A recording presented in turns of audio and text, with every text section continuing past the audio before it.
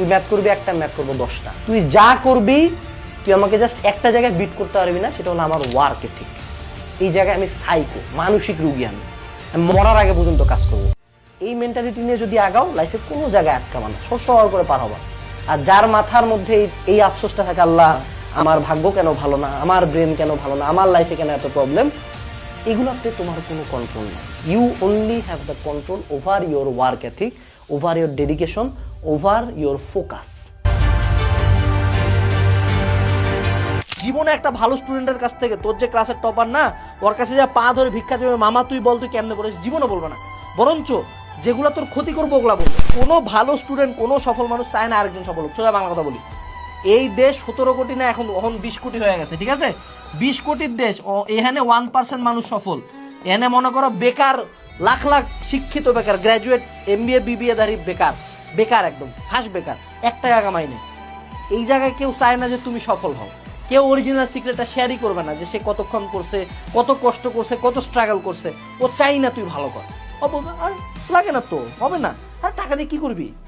এদের ন্যারেটিভ, টাকা দিয়ে কি করবি? আরে রেজাল্ট দিয়ে কি করবি? আরে হারামজাদা, তোরই তো টাকা আছে, তোরই তো রেজাল্ট আছে, তা আমার হলে তোর সমস্যাটা কোথায়?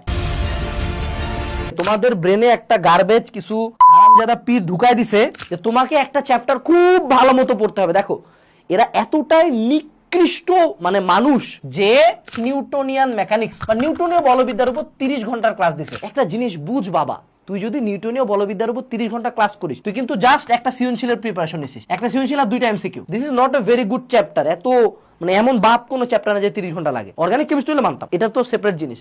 তো তুই যখন এই যে তোদের মাথায় ঢুকাইছে যে একটা চ্যাপ্টারের পুঙ্খানুপুঙ্খ, line by line, word by word, প্রত্যেক প্রতিপাদন, প্রত্যেক ম্যাথ বুঝতে হবে, তখনই মারা, তখনই সিলেবাস শেষ হবে না। কারণ তুমি বুঝো, আমি নিজে তো আমি বোর্ড টপার। আমি যখন প্রথমবার জীবনে ভেক্টর বুঝছিলাম, আমি নদী নৌকার একটা ম্যাথও পারতাম না, তারপরে পারি নাই।